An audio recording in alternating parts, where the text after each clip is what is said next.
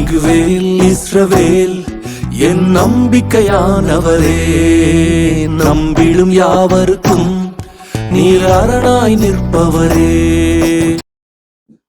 கர்த்தருடைய பரிசுத்த நாமத்துக்கு மகிமை உண்டாவதாக. உங்கள் யாவருக்கும் எனது அன்பின் வாழ்த்துக்கள்.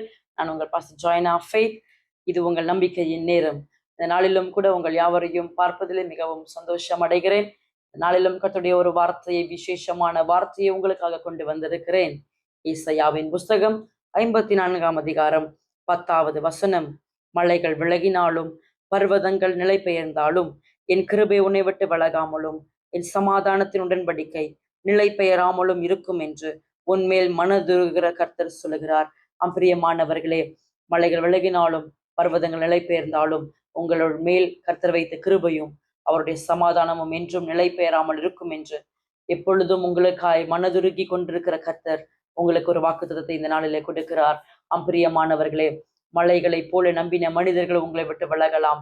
பர்வதங்களை போல எண்ணப்பட்ட உங்கள் சில காரியங்களை உங்களை விட்டு நிலை மாறி போகலாம். எல்லாம் மாறினாலும், எல்லா மனிதர்கள் மாறினாலும், எல்லா மனிதனுடைய வார்த்தைகள் மாறினாலும், நீங்கள் நம்பியிருந்த எல்லா காரியங்களும், எல்லா சூழ்நிலைகளும் உங்களுக்கு விரோதமாய் மாறினாலும், நீங்கள் நினைக்கிறது நடக்காமல் இருந்தாலும், உங்களுக்கு மேல் கர்த்தர் வைத்த கிருபையும் அவர் உங்கள் மேல் வைத்த சமாதானமும் நிலை பெயராது என்று வேதம் சொல்கிறது. அது உங்களை விட்டு ஒரு நாளும் விலகாதென்று உங்கள் மேல் மனதுருகிற கர்த்தர் உங்களை பார்த்து பேசி கொண்டிருக்கிறார். பிரியமானவர்களே, நீங்கள் எதை குறித்து பாரமாய் கவலைப்பட்டு கொண்டிருக்கிறீர்கள்? இந்த உலகத்திலே உங்களை விட்டு எல்லாம் கடந்து சென்றாலும் அவர் உங்கள் மேல் வைத்த கிருபை விலகாது. தேவச்சனமே, காலை தோறும் அவருடைய கிருபை புதிதாய் இருக்கிறது. கிருபையினாலே அவர் உங்களை இந்நாள் வரையிலும் நிர்மூலமாகாமல் பாதுகாத்து கொண்டிருக்கிறார். அவருடைய கிருபைகளை எண்ணி இந்நாளிலிருந்து நீங்கள் ஆராதிக்க ஆரம்பிங்கள், தேவனை துதிக்க ஆரம்பிங்கள்.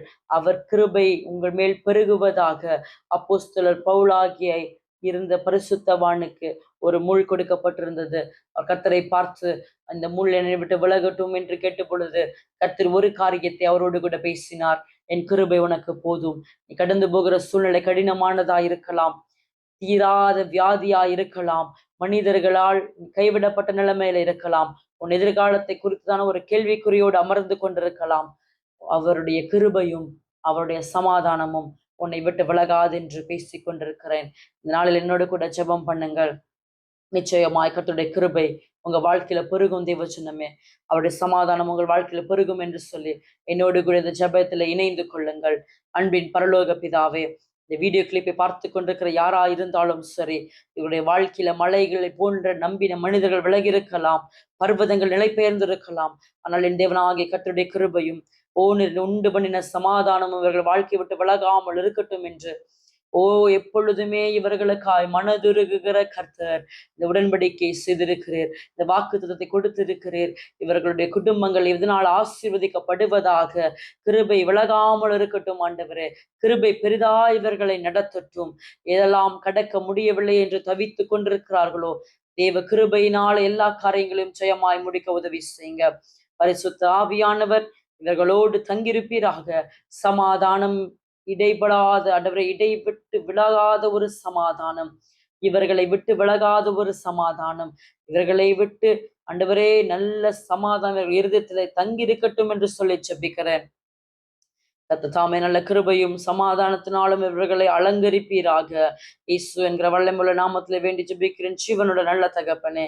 ஆமேன், ஆமேன், ஆமேன். பிரியமானவர்களே, கிருபையும் சமாதானமும் உங்களை விட்டு விலகாதிருப்பதாக. இந்த நாள் முதற்கொண்டு கர்த்தருடைய கிருபை உங்கள் வாழ்க்கையில பெருகி இருக்கட்டும். கர்த்தருடைய சமாதானம் உங்கள் இருதயங்களிலே நிலை கொண்டிருக்கட்டும் என்று உங்களை ஆசீர்வதித்து வாழ்த்துகிறேன்.